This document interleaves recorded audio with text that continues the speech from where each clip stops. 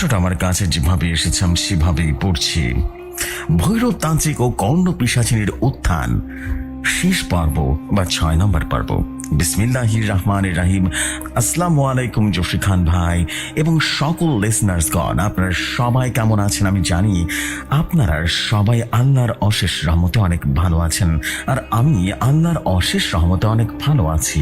আজ আবারও আপনাদের মাঝে চলে আসলাম ভৈরব তান্ত্রিক এবং কর্ণ পিশাচিনীর শেষ উত্থান নিয়ে বা ঘটনার সর্বশেষ পর্ব নিয়ে। আশা করি আজকের ঘটনাটা আপনাদের কাছে মনোমুগ্ধকর লাগবে। এর আগে ঘটনা যারা কমেন্ট করেছিলেন তাদের নামটা আমি এই ঘটনায় উল্লেখ করে দিচ্ছি। যেমন আগের ঘটনা যারা কমেন্ট করেছিলেন তার নাম হলো এমডি সাব্বির ভাই, আব্দুল্লাহ ভাই, এমডি রাসেল ভাই, রাগ ভাই এবং এমডি শুভ ভাই। ভাই আপনাদের সবাইকে অনেক অনেক ধন্যবাদ। আপনারা আমার ঘটনা শুনে এত সুন্দর কমেন্ট করেছেন তার জন্য অনেক ধন্যবাদ। এর পরের ঘটনাটা দেখতে পারবেন ভৈরব তান্ত্রিক ও আমার হুজুরের রহস্যময় বাড়ির কানে জাদু।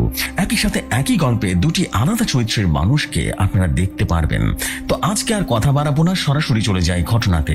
তো আগের ঘটনাটা আপনারা সবাই শুনেছেন। বমিন এবং বন্তাকাব জিন মিলে ভৈরবকে কোনো রকম করে সেই কর্ণ পিশাচিনী এবং স্টিফেনের হাত থেকে মুক্ত করে তাদের কাছে নিয়ে যেতে আসে, যার জন্য তাদের সকল পরিকল্পনা সম্পূর্ণভাবে নষ্ট হয়ে যায়, যার ফলে তারা সবাই মুমিন এবং বন্তাকাব জিনের উপরে অনেক বেশি ক্ষিপ্ত হয়ে ওঠে। তাহলে চলুন জেনে আসি তারপর কি হয়েছিল। বমিন জিন এবং মুন্তাখাব জিন ভৈরবের কাছ থেকে বিদায় নিয়ে চলে যাওয়ার আগে ভৈরবকে উদ্দেশ্য করে বলল, ভৈরব তুমি এখন বাদশাহ দাউদকে স্মরণ করো। তিনি আসলে তাকে সকল কথা খুলে বলবে এবং কিভাবে লোকনাথ তান্ত্রিককে বিনাশ করা যায় তাও বলবে। সে উপায় বাদশাহ দাউদের কাছ থেকে জেনে নেবে। এটা বলে বমিন জিন এবং বন্থাকাব জিন ভৈরবের কাছ থেকে বিদায় নিয়ে চলে যায়। তারা চলে যাওয়ার পর ভৈরব তার ঘরের কুঠিরের মধ্যে বসে দাউদ জিনকে স্মরণ করতে থাকে এবং ভৈরব অনেক সময় ধরে দাউদকে রীতিমতো স্মরণ করার পর ভৈরব লক্ষ্য করলো দাউদ জিন তার সামনে দাঁড়িয়ে আছে। তখন দাউদ জিন ভৈরবকে বলে উঠল, ভৈরব এই অসময় আমাকে ডেকেছো, তার কারণ কি? তুমি কি কোনো সমস্যার মধ্যে আছো? সত্যি করে বলো। তখন ভৈরব বলে উঠল, আসলে আপনাকে ডাকার কারণ একটাই, আর তাও হলো আমরা সকলে মিলে কি করে লোকনাথ তান্ত্রিকের সাথে মোকাবেলা করব আর তাকে কি করে পরাস্ত করব, এই ব্যাপারে আপনি কিছু কি জানেন? তখন দাউদ জিন বলে উঠল, হ্যাঁ ভৈরব আমি জানি তাকে কি করে বিনাশ করা যায়। তখন দাউদ জিন ভৈরব তান্ত্রিককে বলতে শুরু করলো, ভৈরব আগামী পরশু মহা অমাবস্যা, আর সেই অমাবস্যার রাতে তোমাকে মহাযজ্ঞের আয়োজন করতে হবে। আর সেই যজ্ঞ যখন তুমি পরিপূর্ণভাবে শেষ করবে তখন তুমি সেই যজ্ঞের আগুনের সেই বট বৃক্ষের কাছে হৃৎপিণ্ডকে সম্পূর্ণভাবে পুড়িয়ে ফেলবে। এতে করে লোকনাথ তান্ত্রিক সকল শক্তি আস্তে আস্তে করে নষ্ট হয়ে যাবে। তারপর তুমি এই লোকনাথ তান্ত্রিকের আস্তানায় চলে আসবে। সেখানে এসে লোকনাথ তান্ত্রিক যখন সম্পূর্ণ অক্ষম হয়ে যাবে তখন তুমি তোমার হাতে থাকা সে নীলা পানি আর গায়ে ছিটিয়ে মারবি। তারপরে যা করার আমরা করব, আর তোমাকে এইখান থেকে অনেক দূরে একটি শ্মশানের ঘাটে নিয়ে গিয়ে রীতিমতো একা একটা যজ্ঞ করতে হবে। আর তুমি তোমার সাথে করে বমিন জিন এবং বন্থাকাব জিনকে সাথে করে নিয়ে যাবে, কারণ তুমি যখন সেই যজ্ঞ করতে যাবে তখন লোকনাথ তান্ত্রিকের সকল অনুসারী জিন তোমাকে বাধা প্রয়োগ করবে। তাই তুমি বমিন এবং বন্তাকাব জিনকে তোমার সাথে রাখবে, তারা তোমাকে সেই সকল জিনদের থেকে রক্ষা করবে। আর তুমি কালীকে আর ইসমাইল জিনকে বলবে আমার সাথে দেখা করতে। আমি তাকে বলে দেব তাদের কি করতে হবে। আর আমি চলে যাওয়ার পর তুমি সে আমলাত পাহাড়ে সে রক্ষী খবির জিনকে স্মরণ করবে। সে যখন আসবে তখন তাকে তুমি বলে দিবে লোকনাথ তান্ত্রিকের আস্থানার চারিপাশে একটি সুরক্ষিত মায়াজাল তৈরি করে রাখতে, যাতে করে মায়াজাল থেকে কেউ পালিয়ে যেতে না পারে। আর সে চলে যাওয়ার পর তোমাকে আরেকটি কাজ করতে হবে, তা হলো আমার ছোট ভাই সালাম, মুসাফির, ইসরাফিল এবং মুনকারকে স্মরণ করবে। তাহলে তারা চলে আসলে তাদেরকে বলবে আমাদের রাজ্যের প্রাসাদের শেষ প্রান্ত থেকে সামুল তালোয়ার নিয়ে আসার জন্য। সে তালোয়ার আমাদের বাপ দাদার যুদ্ধ করতে এবং তালোয়ার সব সময় এই তাদের সাথে নিয়ে যেত। আর এই তালোয়ার পুরো সাধারণ তালোয়ার নয় ভৈরব, এই তালোয়ারে এক অসীম শক্তির ক্ষমতা আছে। আর আমি জানি লোকনাথ তান্ত্রিকের সাথে লড়াই করার সময় অনেক শক্তিশালী ক্ষমতার সাথে যুদ্ধ করতে হবে। তার জন্য এই সামল তালোয়ারে আমাদের যুদ্ধের সময় প্রয়োজন হবে। আর এই তালোয়ার তারা নিয়ে আসলে সেই সামল তালোয়ার তুমি তোমার কাছে যত্ন করে একটি গোপন জায়গার মধ্যে রেখে দেবে, যাতে করে সে তালোয়ারের সন্ধান তুমি ছাড়া আর কেউ না পায়। এইটা বলে দাউদ জিন ভৈরবের কাছ থেকে বিদায় নিয়ে চলে যায়। তখন ভৈরব দাউদ জিনের কথা মতো কালী জিন এবং ইসমাইল জিনকে একসাথে স্মরণ করতে থাকে। ভৈরব তাদের স্মরণ করার সাথে সাথে কালী জিন এবং ইসমাইল জিন ভৈরবের সামনে চলে আসে। তখন ভৈরব কালী জিন এবং ইসমাইল জিনকে বলে উঠল, কালী এবং ইসমাইল, বাদশা দাউদ তোমাদেরকে দেখা করার জন্য বলেছেন। তোমরা দুজন এখনই তার সাথে গিয়ে দেখা করো। তোমরা এখনই বাদশাহ দাউদের কাছে চলে যাও। তখন কালী এবং ইসমাইল জিন ভৈরবের মুখ থেকে এই কথাগুলো শুনে তারা সাথে সাথে বাদশাহ দাউদের সাথে দেখা করতে চলে যায়। তারা চলে গেলে ভৈরব আবারও খবিশ জিনকে স্মরণ করতে থাকে। ভৈরব খবিশ জিনকে অনেক সময় ধরে স্মরণ করার পর খবিশ জিন ভৈরবের সামনে চলে আসে। তখন ভৈরব খবিশ জিনকে বলে উঠল, খবিশ সাহেব, আমার তরফ থেকে আপনার জন্য একটা কাজ আছে, আর সেই কাজ আপনাকে একটা গুরুত্ব দিয়ে করতে হবে। এবং কি আর একটা কাজ খুব সাবধানে করতে হবে, যাতে করে আমরা ছাড়া আর কেউ এই সম্বন্ধে না জানতে পারে। ভৈরবের কথা শেষ হলে খবিশ জিন বলে উঠল, ভৈরব, আমার জন্য কি কাজ আছে? আমাকে কি করতে হবে? খবিশ জিনের কথা শুনে ভৈরব বলে উঠল, আপনাকে আগামী পরশুদিন রাতের বেলা মহা অমাবস্যা যখন শুরু হবে, তখন আপনি আপনার শক্তি দ্বারা লোকনাথ তান্ত্রিকের আস্তানার মধ্যে একটা শক্তিশালী ইন্দ্রজাল তৈরি করতে হবে। আর সেই ইন্দ্রজালটি তৈরি করবেন তখনই যখন দেখবেন লোকনাথ তান্ত্রিকের আস্তানার মধ্যে তার সকল অনুসারীর জিনরা একত্রিত হয়ে লোকনাথ তান্ত্রিকের চতুর্পাশে একত্রাত বোধ হয়ে তারা গভীর ধ্যান মগ্ন হয়ে থাকবে। ঠিক তখন আপনাকে ইন্দ্রজালটা তৈরি করতে হবে। কি পারবেন তো? ভৈরব আবারও বলে উঠল, আরেকটি কাজ আপনারা করবেন, সেটা হলো আপনি আপনার শক্তি দ্বারা সেখানে একটি শক্তিশালী ইন্দ্রজাল তৈরি করবেন। ভৈরবের কথা শেষ হলে খবিশ জিন বলে উঠল, ঠিক আছে ভৈরব, আমি সঠিক সময় আসলে কাজটা করে দিব, তুমি কোনো চিন্তা করো না, সময় হলে আমি সব ঠিক করে রাখবো। এটা বলে খবিশ জিন রীতিমতো ভৈরবের কাছ থেকে বিদায় নিয়ে চোখের পলকে সেখান থেকে গায়েব হয়ে যায়। সে চলে যাওয়ার পর এবার ভৈরব মুনকার, ইসরাফিল, মুনসাফির এবং সালাম জিনকে একসাথে স্মরণ করলো। ভৈরব স্মরণ করার সাথে সাথে তারা চারজন একসাথে ভৈরবের সামনে চলে আসে। তখন তাদের মধ্য থেকে মুসাফির জিন বলে উঠল, ভৈরব, তুমি আমাদেরকে কেন ডেকেছ? আমরা সেটা ভালো মতো জানি, তোমরা আমাকে ভালো করে বুঝিয়ে দিতে হবে না, কারণ বাদশা দাউদ আমাকে সব কথা বলে গেছেন, আর তাই আর তোমাকে তেমন কিছু বলতে হবে না। তখন সালামজিন বলে উঠল, ভৈরব, সঠিক সময় হলে সে সামুয়েলের তালোয়ার আমরা তোমার কাছে নিয়ে আসবো, আর যখনই বিপদ পড়বে সাথে সাথে আমাকে স্মরণ করবে, আমরা চলে আসবো। তখন ভৈরব বলে উঠল, ঠিক আছে, আমার কোনো বিপদ হলে আপনাদের স্মরণ করব, আর আমাকে নিয়ে চিন্তা করার কোনো প্রয়োজন নেই। এরপর ইসরাফিল জিন ভৈরবকে বিদায় জানিয়ে তারা সেখান থেকে চলে যায়। তারা চলে যাওয়ার পর ভৈরব তার সবচাইতে কাছের বন্ধুকে স্মরণ করলো।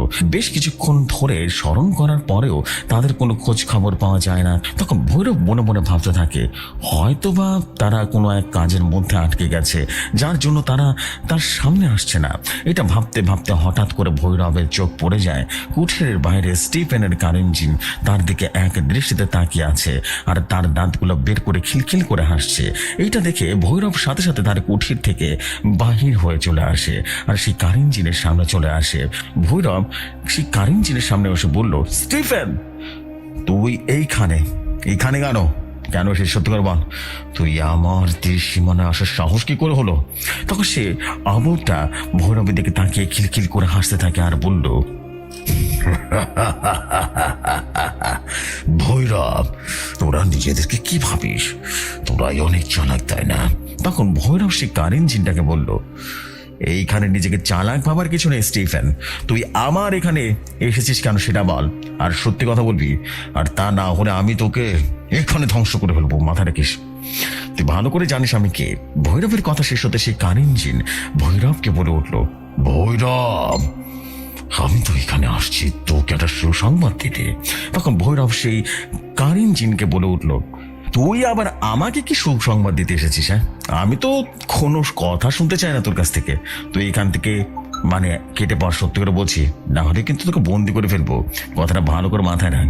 ভৈরবের মুখে এই সকল কথা শুনে স্টিফেন বিকট শব্দ করে হাসতে থাকে, অট্ট হাসি দিতে থাকে আর বলতে থাকে, তুই আমাকে মারবি? তাহলে আয় দেখি কে কাকে মারে। এটা বলে সে কারেন জিন ভৈরবের উপরে আক্রমণ করে বসে, কিন্তু সেই প্রেতাত্মা কোনোভাবেই ভৈরবের কোনো ক্ষতি করতে পারছিল না। এটা দেখে সে কারেন জিন বলে উঠল, তোর নিজের শরীর বন্ধ করে আমার সাথে লড়াই করতে এসেছিস? তোর যদি সাহস থাকে তুই তোর শরীরটা বন্ধটা মুছে ফেল, দেখ কি করি। তখন ভৈরব সেই কারেন জিনকে বলে উঠল, স্টিফেন, তুই এতক্ষণ তোর মধ্যে থাকা সকল শক্তি দেখেছিস, আমাকে কিন্তু আমার কিছু করতে পারিসনি। তাহলে তুই দেখ এইবার আমি চাইলে কি করতে পারি। এটা বলে ভৈরব তার চোখ বন্ধ করে কিছু মন্ত্র পড়তে শুরু করলো।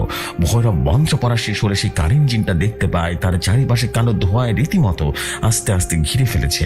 এটা দেখে সে জিনটা নিজেকে রক্ষা করার জন্য পালানোর চেষ্টা করে, কিন্তু সে কোনোভাবেই সেখান থেকে পালাতে পারছিল না।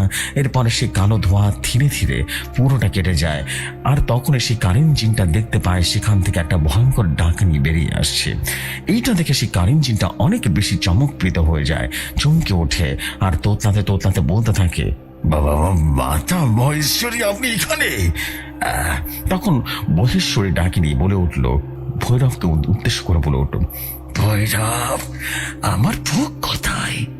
আমার ভোগ দে, আমার ভোগ দে, আমায় ভোগ দে ভৈরব, আমার অনেক ক্ষুধা লেগেছে। ডাকিনীর কথা শুনে ভৈরব সেই ডাকিনীকে উদ্দেশ্য করে বলল, মাতা মহেশ্বরী, তোর ভোগ তোর সামনে রাখা আছে, তুই তাকে আহারের জন্য ক্ষুধা নিবারণ করে ফেল। তখন মহেশ্বরী ডাকিনী সেই কারেন জিনের উপরে তাকিয়ে ঝাঁপিয়ে পড়লো। তারপর সেই কারেন জিনটা নিজেকে বাঁচানোর জন্য আকুতি মিনতি করলো, প্রাণ ভিক্ষা চাওয়ার জন্য চেষ্টা করলো, কিন্তু মাতা মহেশ্বরী ডাকিনী তার কথা না শুনে জিনের উপরে ঝাঁপিয়ে পড়লো আর সেই জিনটাকে তার ভোগ বানিয়ে দেয়। তখন ভৈরব সেখানে রীতিমতো হতভম্ব হয়ে দাঁড়িয়ে সেই দৃশ্যগুলো দেখছিল, এবং ভৈরব দেখলো মাতা মহেশ্বরী ডাকিনী সেই কারেন জিনটাকে ধরে একটা টান দিয়ে দুই ভাগ করে দেয় আর তার মাথা শরীর থেকে আলাদা করে ফেলে। আর সেই জিনটা মাথার খুলিটা কচমচ কচমচ করে চিবিয়ে চিবিয়ে খেতে থাকে। তার খাবার শেষ হলে মাতা মহেশ্বরী ডাকিনী ভৈরবকে বলে উঠল, ভৈরব, আমি তোর পক্ষে অনেক বেশি সন্তুষ্ট, যার কারণে আমি তোকে কথা দিচ্ছি, যা বলে যাচ্ছি মনে রাখ। তোর অনুসারী জিন মমিন জিন বন্তাকাপ এবং সে লোকনাথ তাঁচিকে বন্দি করে তার সাথে নিয়ে চলে গেছে। তাদের পরিকল্পনা হলো আগামী অমাবস্যার রাতে তাদেরকে শয়তানের রাজা অসুরের নামে বলি দেয়া দেবে। তোর হাতে খুব সময় কম আছে তাদেরকে উদ্ধার করার জন্য। তুই যত তাড়াতাড়ি পারিস সেই জায়গায় যা, উদ্ধার করার চেষ্টা কর। তখন ভৈরব বলে উঠল, মাতা, আপনি বলেন মমিন এবং মুনতাকাব জিন্দারা কোথায় রেখেছেন, আর আমি কি করে সেখানে যাব, আর আমি কি করে তাদেরকে উদ্ধার করব? তখন মাতা মহেশ্বরী ডাকিনী ভৈরবকে উদ্দেশ্য করে বলল, ভৈরব, আমি তোকে সেই ব্যাপারে তেমন কোনো সাহায্য করতে পারবো না, তুই তোর অনুসারী জিনদের দ্বারা জেনে নে। এটা বলে মাতা মহেশ্বরী ডাকিনী সেখান থেকে উধাও হয়ে যায়। এরপর ভৈরব অনেকটাই চিন্তায় পড়ে যায়। তখন ভৈরব কোনো উপায় না পেয়ে বাদশাহ দাউদকে আবারও স্মরণ করতে থাকে। কিছুক্ষণ পর বাদশাহ দাউদ রীতিমতো ভৈরবের সামনে হাজির হয়। তা দেখে ভৈরব কিছু বলতে যাবে, তখনই বাদশাহ দাউদ বলে উঠল, ভৈরব, তোমাকে কোনো কিছু বলতে হবে না, আমি সব জানি। তখন ভৈরব বাদশাহ দাউদকে উদ্দেশ্য করে বলে উঠল, আপনি সবই জানেন তো আপনি নিজে তাদেরকে উদ্ধার করার চেষ্টা করছেন না কেন? তখন বাদশাহ দাউদ ভৈরবকে উদ্দেশ্য করে বলল, ভৈরব, তুমি এই কাজটা যতটা সহজ মনে করছো ততটা সহজ নয়। তার কারণ লোকনাথ তান্ত্রিক আমার দুই ভাই এমন এক জায়গায় বন্দি করে রেখেছে যে জায়গায় আমরা কোনোভাবেই যেতে পারবো না। তার কারণ সেই জায়গা পুরোপুরি নাবাক অবস্থায় আছে, যার কারণে আমরা চাইলেও কোনোভাবে সেই জায়গায় বা সেই শরীরে যেতে পারবো না। সেটা তারা ভালো করে জানে, যার কারণে তারা প্রতিনিয়ত তাদের উপরে অনেক বেশি অত্যাচার করছে। বাদশাহ দাউদের মুখে এই কথাগুলো শুনে ভৈরবের চোখের একটা কোণায় রীতিমতো পানি চলে আসে, যেটা বাদশাহ দাউদ স্পষ্টভাবে দেখতে পাচ্ছিল। তখন বাদশাহ দাউদকে উদ্দেশ্য করে বলে ওঠে, এখন উপায় কি আমাদের? কি করে সেই জায়গা থেকে তাদেরকে উদ্ধার করব? তখন বাদশাহ দাউদ ভৈরবকে উদ্দেশ্য করে বলল, ভৈরব, তুমি ইসমাইলকে স্মরণ করো, তাহলে সবকিছু তাকে বুঝিয়ে দাও, আর তুমি তাকে সাথে করে নিয়ে সেখানে চলে যাও, আর তোমার সাথে এই পানীয়টা রেখে দাও। এই পানিটা তোমার শরীরে ছিটিয়ে দিবে, এতে করে তোমার কোনো খারাপ প্রেত সহজে তোমার ক্ষতি করতে পারবে না, ভর করতে পারবে না। আর সেইখানে যাওয়ার পর তুমি এই বিশেষ পানিটি বমিন এবং বুনতাকাবকে খাইয়ে দিবে, এতে করে তারা সুস্থ হয়ে যাবে। আর আমার কিছু কাজ আছে যেগুলো আমাকে সম্পূর্ণ করতে হবে, যার জন্য আমি তোমার সাথে যেতে পারছি না। এটা বলে বাদশাহ দাউদ ভৈরবের কাছ থেকে বিদায় নিয়ে সেইখান থেকে চলে যায়। সে যাবার সাথে সাথে রীতিমতো ভৈরব ইসমাইল জিনকে স্মরণ করে। ভৈরব ইসমাইল জিনকে স্মরণ করার কিছুক্ষণ পরে ইসমাইল জিন ভৈরবের সামনে হাজির হয়ে আসে, এবং তখন ভৈরব ইসমাইল জিনকে বলে উঠল তাকে সেই জায়গায় নিয়ে যাওয়ার জন্য। তখন ইসমাইল জিন ভৈরবকে তার চোখ বন্ধ করতে বলে। তখন ভৈরব তার কথা মতো চোখটা বন্ধ করে নেয়। কিছুক্ষণ পর ইসমাইল জিন ভৈরবকে চোখ খুলতে বললে ভৈরব তার চোখ খুলে দেখে সে একটি বট গাছের নিচে দাঁড়িয়ে আছে। সে যে জায়গায় দাঁড়িয়ে আছে সে জায়গায় শুধু জঙ্গল আর জঙ্গল ঘেরার জন্য, সামনে কোনো রাস্তা দেখা যাচ্ছে না। এটা থেকে ভৈরব ইসমাইল জিনকে বলে উঠল, ইসমাইল সাহেব, আপনি আমাকে কোথায় নিয়ে আসলেন? তখন ইসমাইল জিন ভৈরবকে বলে উঠল, ভৈরব, তুমি তোমার সামনে যে বট গাছের সামনে দাঁড়িয়ে আছো, সেই গাছের গোড়ার নিচে তাদের একটা ইন্দ্রজালের মাধ্যমে বন্দি করে রেখেছে, আর তাদেরকে অনেক অনেক অত্যাচার করছে। যত তাড়াতাড়ি পারো তাদেরকে এইখান থেকে উদ্ধার করার চেষ্টা করো ভৈরব।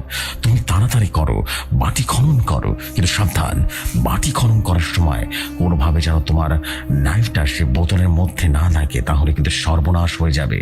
আর একটা কথা মনে রাখবে ভৈরব, এই বাটি খনন করার আগে তুমি অবশ্যই গায়ত্রী মন্ত্র পাঠ করবে। গায়ত্রী মন্ত্র পাঠ করা শেষ হলে তোমাকে মোহিনী মন্ত্র পড়ে এই বাটিটা খনন করতে হবে। এতে করে লোকনাথ তান্ত্রিক কোনোভাবে বুঝতে পারবে না যে তার করা ইন্দ্রজাল নষ্ট হয়ে গেছে। আর তাই দেরি না করে তাড়াতাড়ি তুমি তোমার কাজটা শেষ করো ভৈরব, আর আমি এখানে থেকে বাকিটা সামাল দিচ্ছি ভৈরব, তুমি কোনো চিন্তা করো না, তুমি তোমার কাজ করে যাও। এই কথা শোনার সাথে সাথে ভৈরব তার হাতে একটা ছুরি দিয়ে যখনই মাটির উপরে কোপ দেয়, ঠিক তখনই সেখানে বিশাল একটা ঝড় শুরু হয়ে যায়। তখন ভৈরব এমন মনে হয়েছিল যে সেই ঝড়ের বাতাসে যেন তাদেরকে অনেক দূরে কোথাও উড়িয়ে নিয়ে ফেলবে। বাতাসের তীব্রতার কারণে তাদের চোখ দিয়ে তেমন কিছুই দেখতে পারছিল না। তখন ইসমাইল জিন ভৈরবকে উদ্দেশ্য করে বলল, ভৈরব, যা করার তাড়াতাড়ি করো, আমাদের হাতে কিন্তু সময় কম আছে। এটা বলার সাথে সাথে ভৈরব তার ছুরি দিয়ে মাটি খনন করতে থাকে আর মন্ত্র উচ্চারণ করতে থাকে। ভৈরব যখন পুরোপুরি সেই জায়গাটা খনন করে ফেলে, ঠিক তখনই কেউ একজন ভৈরবকে লাথি দিয়ে অনেকটা দূরে ছিটকে ফেলে দেয়। এতে করে ভৈরব অনেকটাই দূরে ছিটকে পড়ে, অনেকটা ব্যথা পেয়ে যায়। তখন ভৈরব বাদশাহ দাউদের দেওয়ার সেই বিশেষ পানীয়টি তার গায়ের মধ্যে ছিটিয়ে দেয়। আর ভৈরব ভালো করে খেয়াল করে দেখতে পায় ইসমাইল জিন একা একা অনেকগুলি দানবীয় অভাবের সাথে লড়াই করছে। তখন ভৈরব এইটা দেখে তাড়াতাড়ি করে সেই বট গাছের নিচে আবারও খনন করা শুরু করে। ভৈরব আবারও সেই গাছে খনন করার সময় ভৈরব দেখতে পায় তার থেকে বেশ কিছুটা দূরে অনেকগুলো শিয়াল রূপী শয়তান তার দিকে এগিয়ে আসছে। ভৈরব এটা দেখে শিয়ালগুলির উপরে কোনো মাংস নেই, পুরোপুরি কঙ্কাল বিশিষ্ট তাদের মুখ, তাদের চোখগুলো যেন অন্ধকারের মধ্যে জল জল করছে, আর তাদের গায়ের মাংসগুলো যেন খসে খসে বাটিতে পড়ছে, আর একটা বোটকা দুর্গন্ধে চারিপাশে ছড়িয়ে পড়ছে, যার কারণে সেখানে থাকাটা দুষ্কর হয়ে দাঁড়িয়েছে। এরপর ভৈরব তাদেরকে দেখে সাথে সাথে মঞ্চ পড়তে থাকে। এমন সময় সে সকল অবগুলো ভৈরবের উপর আক্রমণ করে বসে, কিন্তু আশ্চর্যজনকভাবে তারা ভৈরবের কাছে যাওয়ার সাথে সাথে সেই সকল অবগুলো রীতিমতো অনেকটা দূরে ছিটকে পড়ছিল। এটা দেখে তারা আবারও ভৈরবের উপরে আক্রমণ করলো, কিন্তু কোনোভাবেই তারা ভৈরবের কাছে যেতে পারছে না। তখন ভৈরব তাড়াতাড়ি করে সেই জায়গার মধ্যে আবারও খনন করতে থাকে। একটা সময় ভৈরব দেখলো মাটির নিচে দুটি কাচের বোতল পূর্ণিমার চাঁদের আলোর মতো জলজল করছে। এটা দেখে ভৈরব সেগুলো হাতে করে নিয়ে সাথে সাথে বাটিতে আছাড় মেরে ভেঙে ফেলে। আর সেই বোতলগুলি ভাঙার সাথে সাথে সেগুলো থেকে আলোক রশ্মি যেন বেরিয়ে যায়, সাদায় সাদায় চারিদিকটা যেন একেবারে ভরে যাচ্ছিল। ভৈরব দেখলো আস্তে আস্তে করে সেই ধোঁয়া থেকে বেরিয়ে আসলো মমিন জিন এবং মুনতাকাম জিন। তারা সে বোতল থেকে বের হয়ে আসলে ভৈরব দেখলো তাদেরকে অনেকটা অসুস্থ দেখাচ্ছে। তাদের এই অবস্থা দেখে ভৈরব বাদশাহ দাউদের দেওয়া সব বিশেষ পানিটি তাদেরকে খাইয়ে দেয়। তখন ভৈরব তাদেরকে রেখে চলে যায় ইসমাইল জিনকে সাহায্য করবার জন্য। তখন ভৈরব তার কিছু মন্ত্রধারা সে সকল আবদ্ধদের রীতিমতো একটা গাছের মধ্যে শিকল দিয়ে রেখে দেয়। ভৈরব তাদেরকে বন্দী করার পর ভৈরব মমিন এবং মুনতাকাম জিন মিলে সোজা ইসমাইল জিনের কাছে চলে আসে। ইসমাইল জিন কাছে গিয়ে রীতিমতো ভৈরব মমিন এবং মুনতাকাম জিনকে ইসমাইল জিন অনেকটাই আহত হয়ে আছে। সেই সকল আবদ্ধদের সাথে একা লড়াই করতে করতে সে অনেকটাই আহত হয়ে পড়ে। তখন ভৈরব তান্ত্রিক তার হাতে থাকা সেই বিশেষ পানিটি ইসমাইল জিনকে খাইয়ে দেয়। আর সে খাইয়ে দেওয়ার পর থেকে ইসমাইল জিন সেখানে জ্ঞান হারিয়ে ফেলে। এটা দেখে মোমিন জিন বলে উঠল, ভৈরব এভাবে হবে না, তাকে আমাদের রাজ্যে নিয়ে যেতে হবে। আর এখানে বেশি দেরি করা যাবে না, কারণ লোকনাথ তান্ত্রিক যে কোনো সময় তার সহচরীদেরকে নিয়ে যে কোনো মুহূর্তে চলে আসতে পারে, তাই আমাদেরকে এখন এখান থেকে যেতে হবে। এটা বলে মুনতাকাম জিন বাদশাহ দাউদের কথা মতো ভৈরবকে নিয়ে সেই শ্মশান ঘাটের মধ্য দিয়ে আসে। আর মমিন জিন ইসমাইল জিনকে নিয়ে তার রাজ্যের মধ্যে চলে যায়। তারা চলে যাওয়ার পরে ভৈরব তান্ত্রিক সেই ঘাটে বসে বাদশাহ দাউদের কথা মতো একটা যজ্ঞ করার জন্য বসে পড়ে।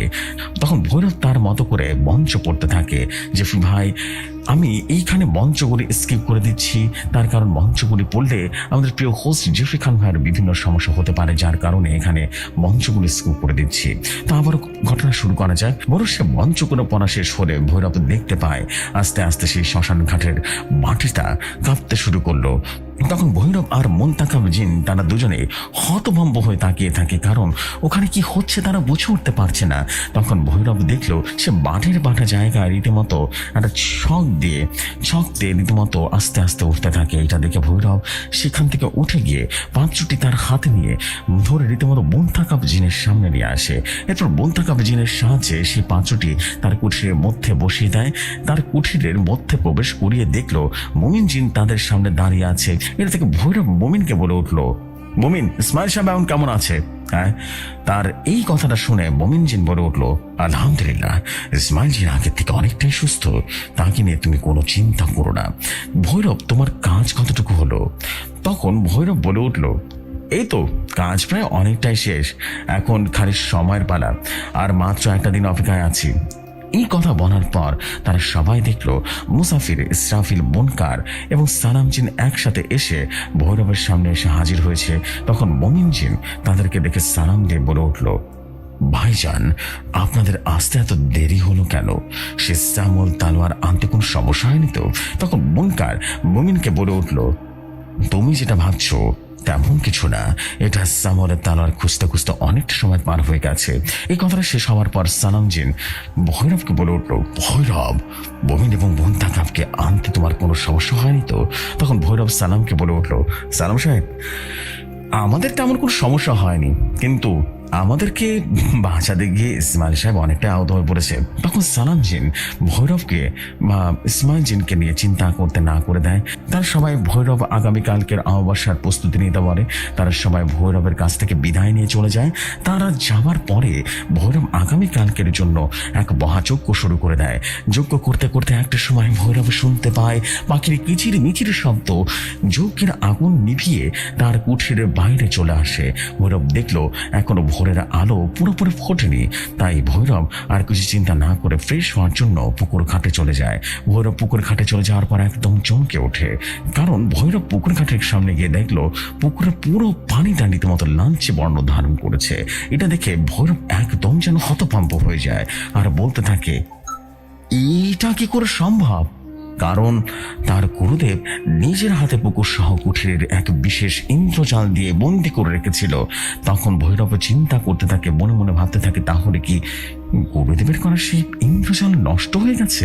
এটা ভাবতে ভাবতে ভৈরব ভালো করে পরীক্ষা করার জন্য যখনই সেই ঘাটের সিঁড়ির মধ্যে এক পা করে রাখে, তখনই ভৈরব অনেকটা শক্তিশালী কিছু একটার অস্তিত্ব অনুভব করতে পারে, যার জন্য ভৈরব পুকুরের চারিপাশে ভালো করে লক্ষ্য করতে থাকে।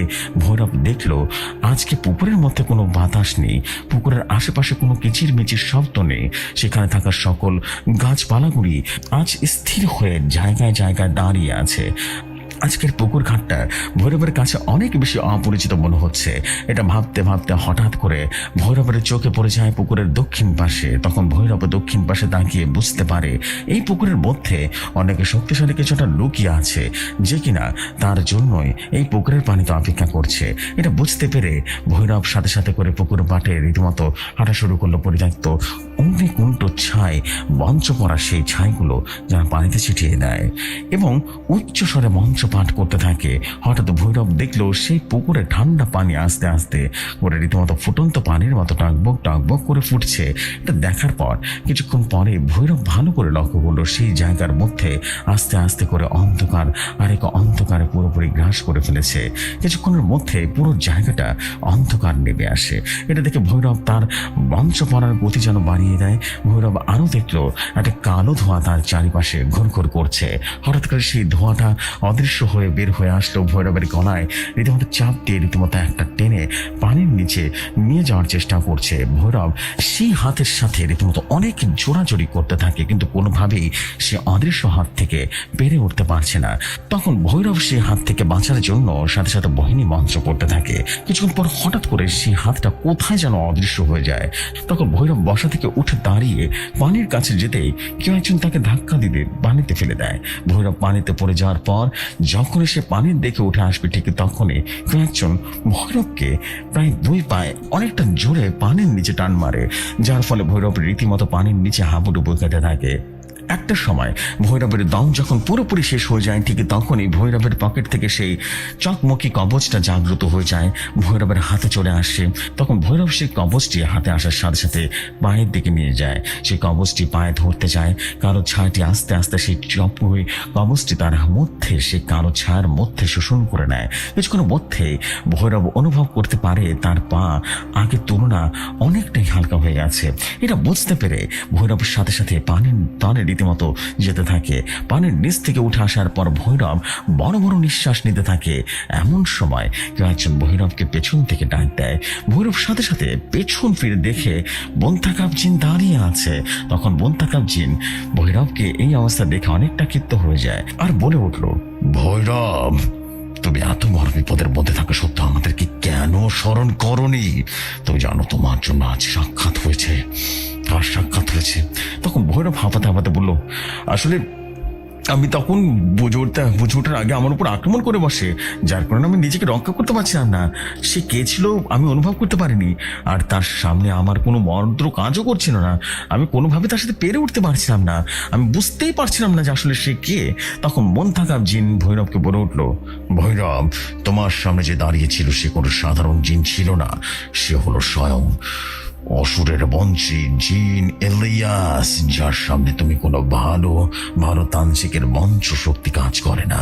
তোমার ভাগ্য অনেক ভালো যে তুমি এই যাত্রায় চকমকি কবচের কারণে বেঁচে গেছো, তা না হলে আজ তোমার মৃত্যু নিশ্চিত ছিল। ভৈরব, মন্তাকাপ জিন আরো বলল, ভৈরব, ফ্রেশ হয়ে নাও, নাস্তা খেয়ে আজকে রাতে অমাবস্যার জন্য তৈরি হয়ে নাও। এখন তুমি নাস্তা করে শেষ করে বাদশাহ দাউদকে স্মরণ করবে, তিনি তোমাকে বাকিটা বলে দেবে। এটা বলে মন থাকা বিদায় নিয়ে চলে যায়। সে যাবার পরে ভৈরব তার কুঠিরের মধ্যে গিয়ে খাবার শেষ করে এক জায়গায় বসে ধ্যান করা শুরু করলো। ভৈরবের ধ্যান করা শেষ হলে ভৈরব দাউদ জিনকে স্মরণ করে। কিছুক্ষণের পরে ভৈরব দেখলো দাউদ তার সামনে দাঁড়িয়ে আছে। এটা দেখে ভৈরব দাউদ জিনকে আজকে তার সাথে ঘটে যাওয়ার সকল ঘটনা খুলে বলে। তখন দাউদ ভৈরবের কথা শুনে বলে উঠল, ভৈরব, তুমি জানো না ইলিয়াস কতটা ক্ষমতাধর একজন জিন। জীবনে একমাত্র তুমি সেই ব্যক্তি যে কিনা ইলিয়াসের হাত থেকে রক্ষা করতে পেরেছ নিজেকে। এছাড়া আজ পর্যন্ত কোনো মানুষ নিজেকে রক্ষা করতে পারেনি। তখন ভৈরব দাউদ জিনকে বলে উঠল, দাউদ সাহেব, আমি একটা কথা কিছুতেই বুঝতে পারছি না, সেই জিন কেন আমার পেছনে লেগেছে? আমি তো ঠিক তাকে চিনিও না। তাহলে সে আমার উপর কেন আক্রমণ করলো? তখন দাউদ জিন ভৈরবকে বলে উঠলো, ভৈরব, তুমি হয়তো ভুলে গেছো ইলিয়াস অসুরের অনুসারী, আর তুমি যার পিছনে লেগে আছো সে হলো অসুরী পূজারী, যার জন্য সে তোমাকে এইখানে মারার উদ্দেশ্যে নিয়ে এসেছিল। কিন্তু সেই তার কাজ সফলভাবে সঠিকভাবে হাসিল করতে পারেনি। তাই বলা যায় না সে যে কোনো মুহূর্তে আবারও তোমার উপরে হামলা করতে পারে। তাই যা করার আমাদেরকে তাড়াতাড়ি করতে হবে, দেরি করলে চলবে না ভৈরব। তখন দাউদ জিন আবারও ভৈরবকে উদ্দেশ্য করে বলে উঠল, ভৈরব, আজকে অমাবস্যার রাতে তুমি 7 নদীর পানি নিয়ে সোজা চলে যাবে লোকনাথ তান্ত্রিকের আস্তানায়। সেখানে গিয়ে তুমি যত তাড়াতাড়ি পারবে সেখানে একটি অগ্নিকুণ্ডের আগুনে জ্বালিয়ে একটি মহাযজ্ঞের আয়োজন করবে। আর সেই যজ্ঞ করা শেষ হলে সেই যজ্ঞের আগুনের মধ্যে বট বৃক্ষ গাছের হৃৎপিণ্ডটি সেই যজ্ঞের আগুনের মধ্য দিয়ে দিবে। সেই হৃৎপিণ্ডটি পুরোপুরি জ্বলে যাবে। ঠিক তখনই সে 7 নদীর পানি তুমি তোমার মধ্যে যজ্ঞের আগুনের মধ্যে নিভিয়ে দিবে।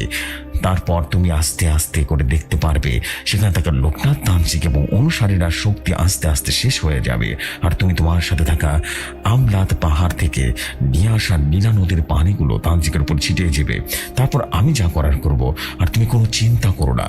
তোমার সাথে বন্তাকাপ এবং মমিন জিনকে নিয়ে যাবে। আর এদিকে আমি দেখছি। এটা বলে দাউদ জিন সাথে সাথে সেখান থেকে উধাও হয়ে যায়।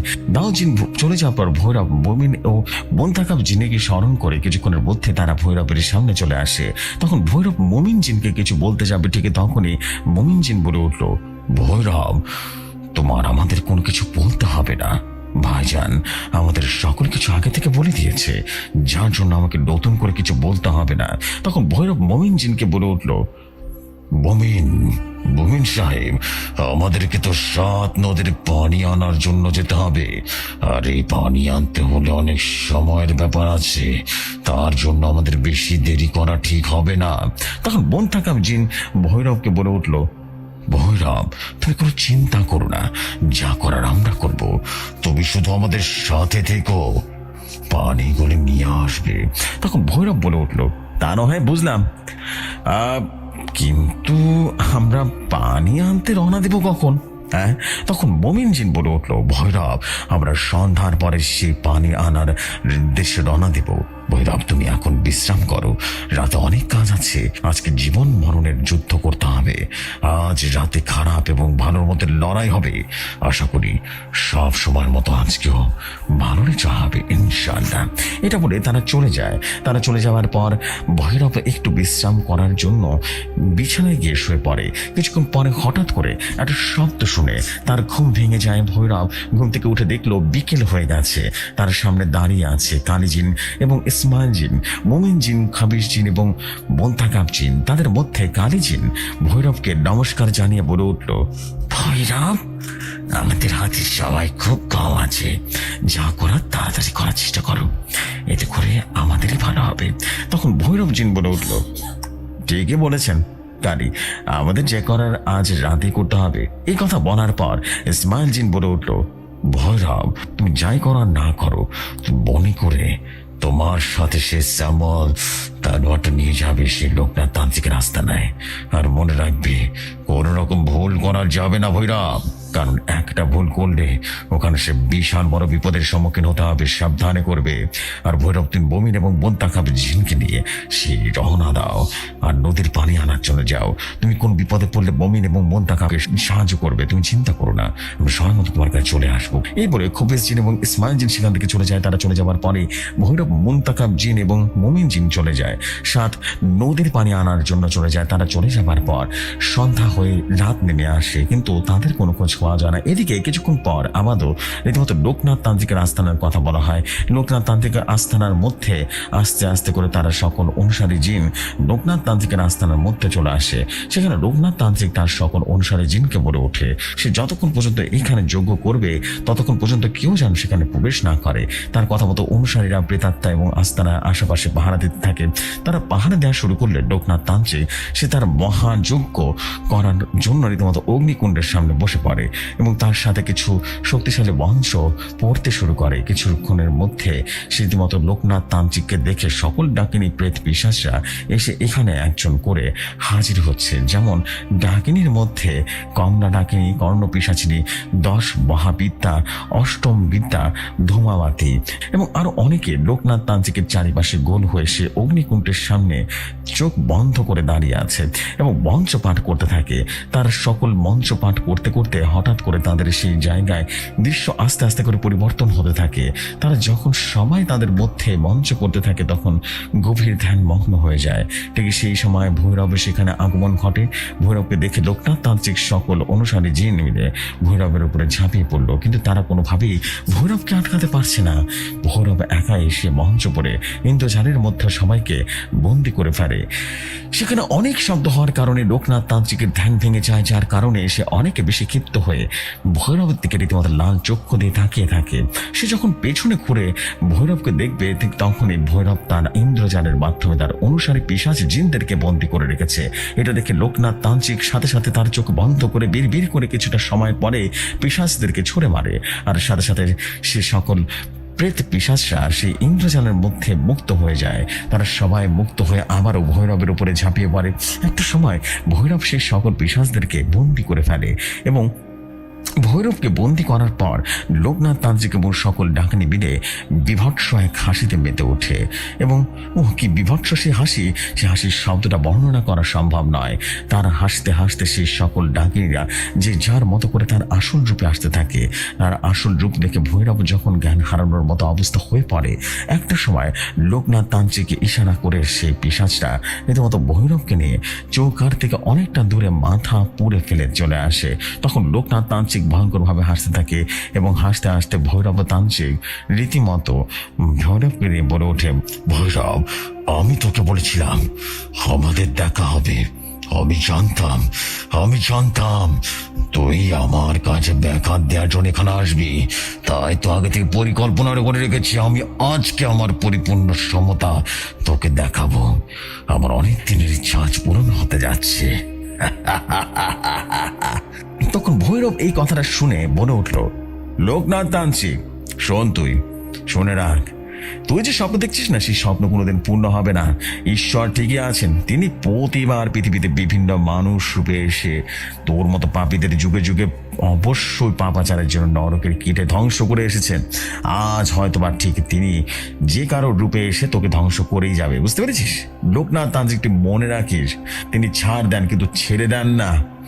খারাপ জাতি যত শক্তিশালী হোক না কেন, জয় ভালোরই হয়। এই কথা শুনে লোকনাথ তান্ত্রিকা আবারও বিভৎসভাবে এক হাসতে থাকে, বিভৎস হাসি। সেই হাসির কি ফিলিংস বোঝানো যাবে না। হাসতে হাসতে লোকনাথ তান্ত্রিক বলে উঠল, তুই কি বলেছিস ভালো করতে এসেছিলি?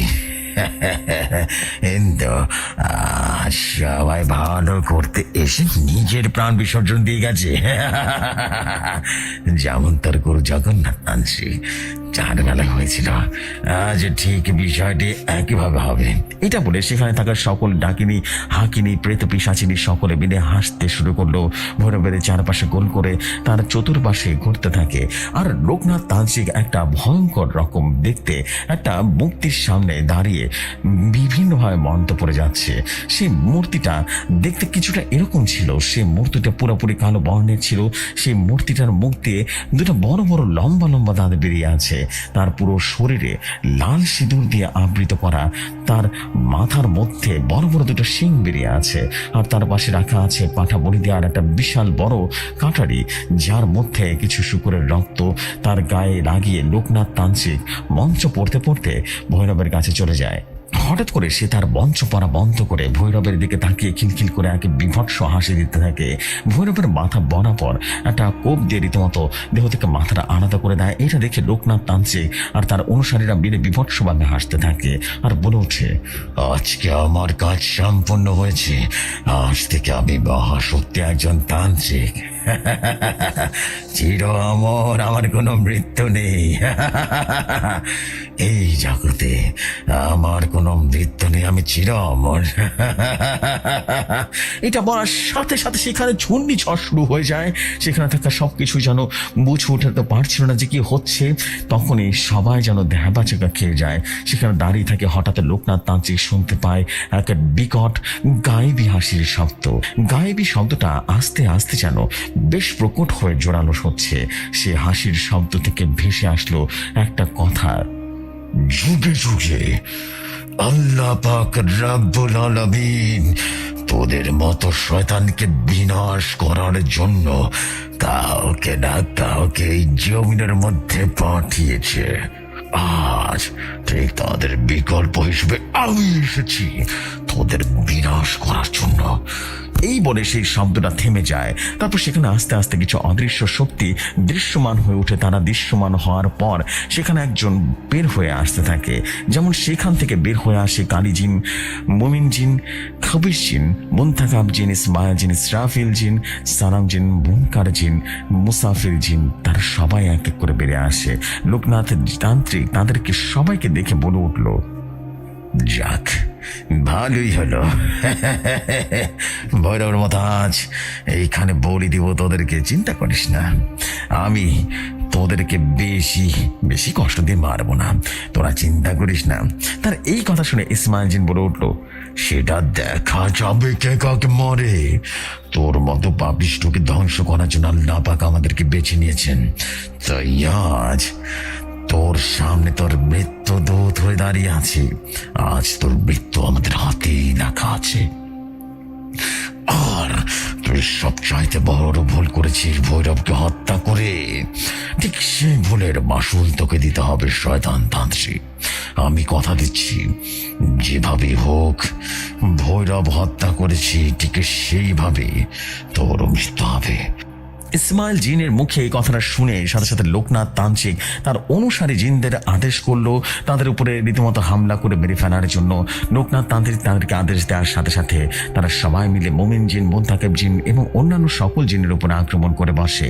একটা মুহূর্তের মধ্যে সেখানে যেন যুদ্ধ লেগে যায় এবং কেউ কাউকে বুঝে ওঠার আগে লোকনাথ তান্ত্রিক সকল জিনদের উদ্দেশ্য করে তাদের শরীর থেকে মাথাগুলো ছিন্ন ভিন্ন করে দিতে এবং কিছু সময় পরে প্রেতটা টান দিয়ে রীতিমতো শরীর থেকে দুই ভাগ করে ফেলেছে। এটা দেখে লোকনাথ তান্ত্রিক সেই সকল ডাকিনী আদেশ করে সে মুমিন জিনদেরকে বেড়ে ফেলার জন্য।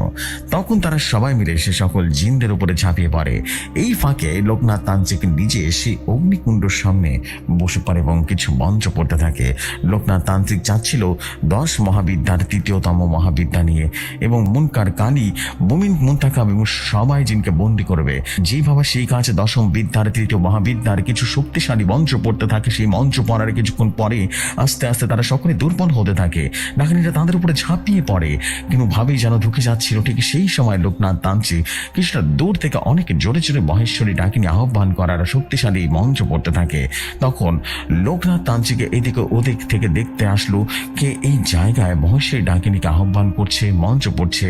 আর এদিকে সেদিকে দেখতে দেখতে একটা সময় পেছন ফিরে তাকিয়ে দেখে সেটা দেখার জন্য পুরোপুরি প্রস্তুত ছিল না। এটা দেখলেও পুরোপুরিভাবে হতভম্ব হয়ে যায়। আর এই দেখে মুনতাকাব এবং অন্যান্য জিনেরা অনেক বেশি খুশি হয়ে যায়।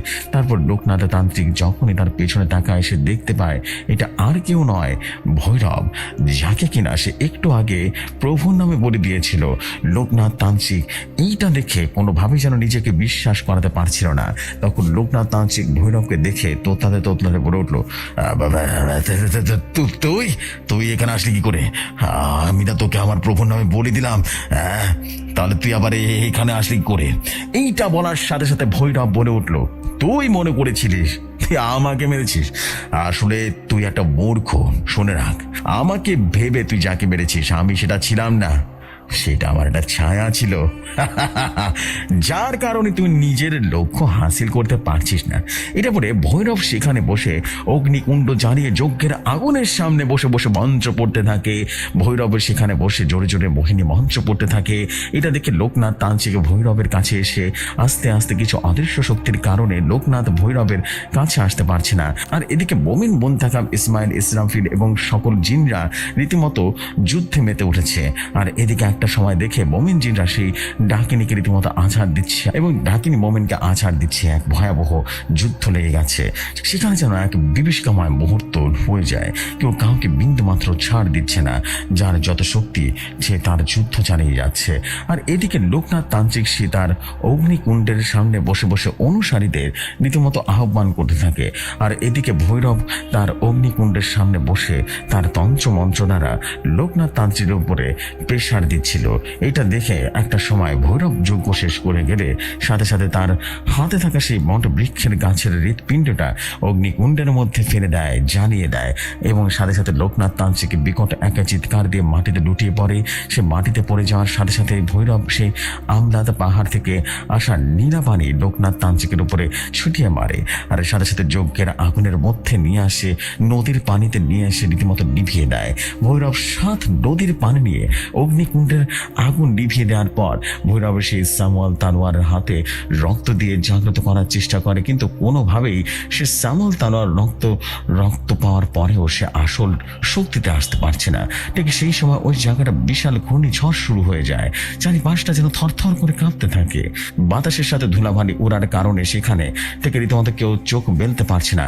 এরকম দৃশ্য দেখার পর লোকনাথ তান্ত্রিক মাটিতে শুয়ে অট্ট হাসিতে মেতে ওঠে। তার হাসি দেখে মনে হচ্ছিল সে নিশ্চয়ই কোনো এক খারাপ শক্তির আগমন প্রকাশ পাচ্ছে। এটা দেখার সাথে সাথে দাঁড়িয়ে যায়, সে বুঝতে পারছে না যে এখানে কি হচ্ছে। এভাবে ঝড় আর মাটি কম্পন হওয়ার পর ধীরে ধীরে সেটা কমে আসে।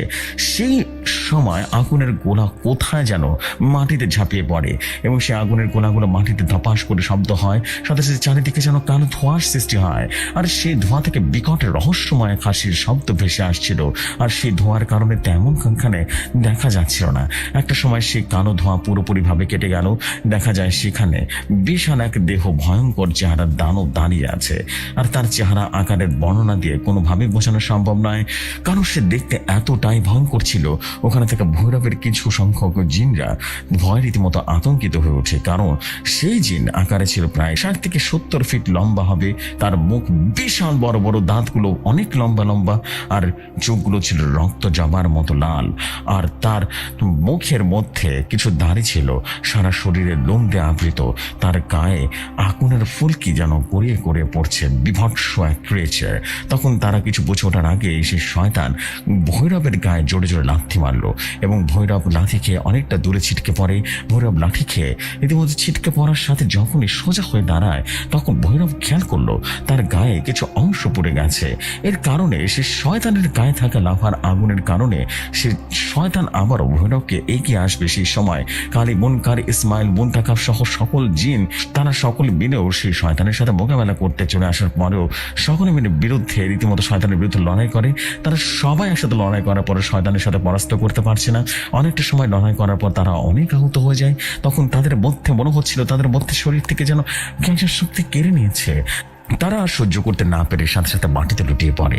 তারা মাটিতে বসে যাওয়ার পরে সেই শয়তানটি বিদ্যুতের বেগে ভৈরবের দিকে এগিয়ে আসছিল। ঠিক সেই সময় কোথা থেকে যেন সাদা আলোক রশ্মি এসে শয়তানটাকে একটা লাথি মেরে ধরে সরিয়ে দেয়। এটা দেখে লোকনাথ তান্ত্রিক, ভৈরব এবং সেখানে থাকা সকল জিনরা হতভম্ব হয়ে তাকিয়ে থাকে। কিছুক্ষণ পর সেই ধোঁয়াটা কেটে যায়, দেখা যায় কেউ না, সেটা বাদশা দাউদ জিন।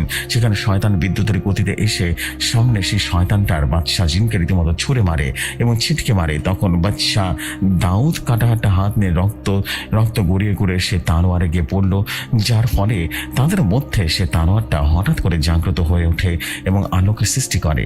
সেটা থেকে আলোক রশ্মি বের হয়ে যায় এবং বাদশা দাউদকে সোজা বিদ্যুতের গতিতে গিয়ে লোকনাথ তান্ত্রিকের মাথা বরাবর সেটা চালিয়ে দেয়। কিছুক্ষণ পরে সেটা দেখে লোকনাথ তান্ত্রিকের সাথে রীতিমতো আস্তে আস্তে করে তার শরীর আলাদা করে মাটিতে ধাপাস করে পড়ে যায়। এটা দেখে সেখানে থাকা সকল জিনগণরা তাকিয়ে তাকিয়ে দেখলো তার দিকে চেয়ে আছে।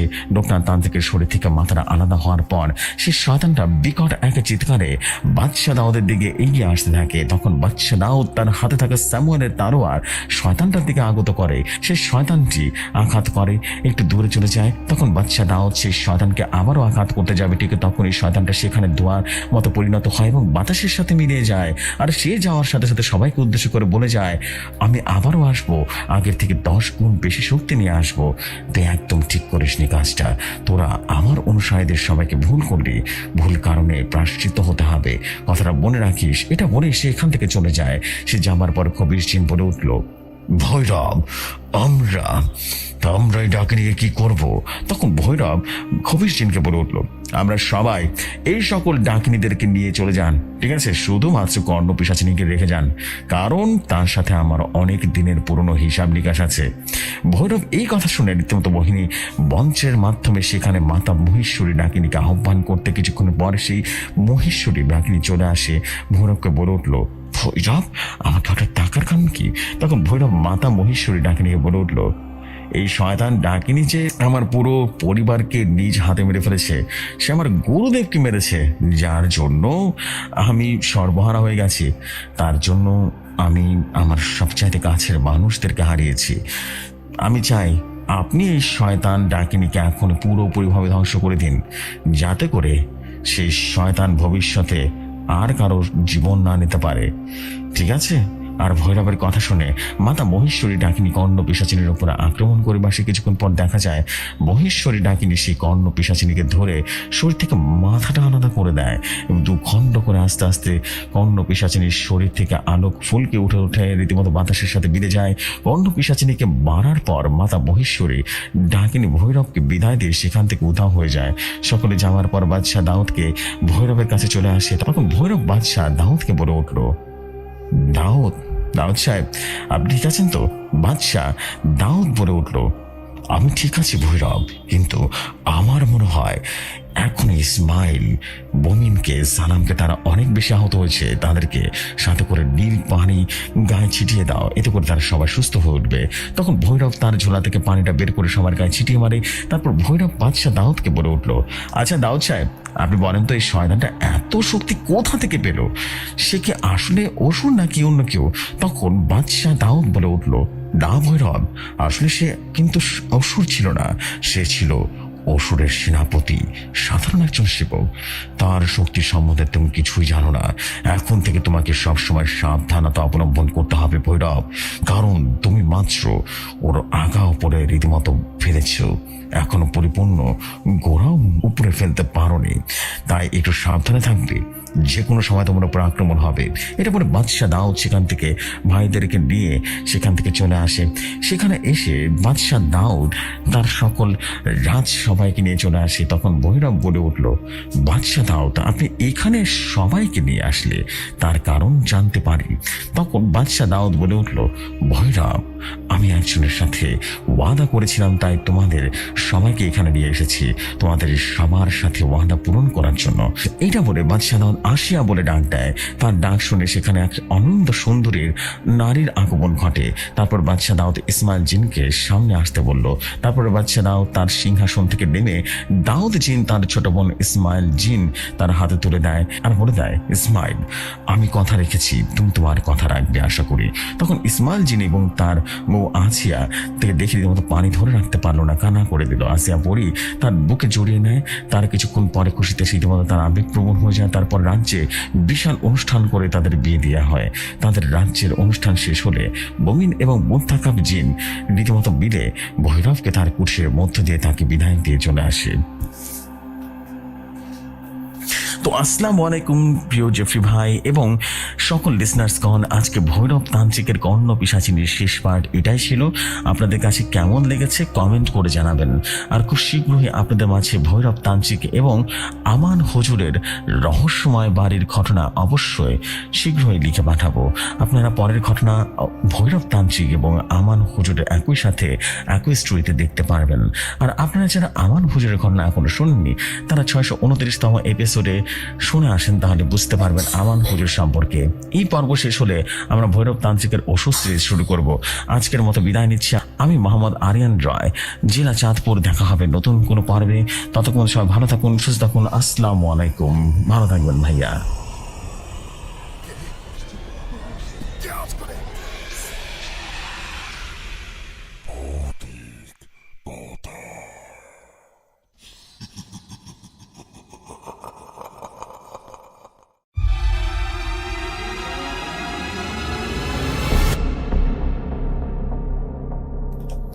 ওয়ালাইকুম আসসালাম আমাদের প্রিয় ভাই, অ্যান্ড দিস ইজ ইট। আমরা কিন্তু ফাইনালি আমাদের ভৈরব তান্ত্রিকের যে সিরিজটা ছিল, আলহামদুলিল্লাহ যে ফাইনালি কিন্তু আমাদের ভৈরব তান্ত্রিকের সিরিজটা শেষ হয়েই গেল। That is wonderful, one word, wonderful, this is amazing. And একটাই কথা বলো ভাই, অসম্ভব ভালো ছিল। And I must have to say you that you are now official storyteller of ভৌতিক কথা, আই গেস, বিকজ অলরেডি আপনার কিন্তু অনেকগুলো স্টোরি শেয়ার করা হয়ে গেছে। অ্যান্ড আলহামদুলিল্লাহ ভৈরব তান্ত্রিকের সিরিজটাও কিন্তু আমরা শেষ করে ফেললাম।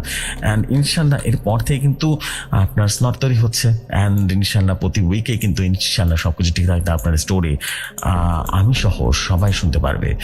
অসম্ভব রকম ভালো লাগে ভাই। অ্যান্ড আমি আপনাকে অফিসিয়াল হিসেবে ঘোষণা করলাম ইনশাল্লাহ আপনার সাথে আমার অনেক কথা হবে ফিউচারে। অ্যান্ড ইনশাল্লাহ আমরা অনেক অনেক ঘটনা শেয়ার করবো। প্রতি বুধবারে আপনার ঘটনা সবাই শুনবে। আই হোপ তখন সবাই এনজয় করবে আপনার story. Thank you very much ভাইয়া।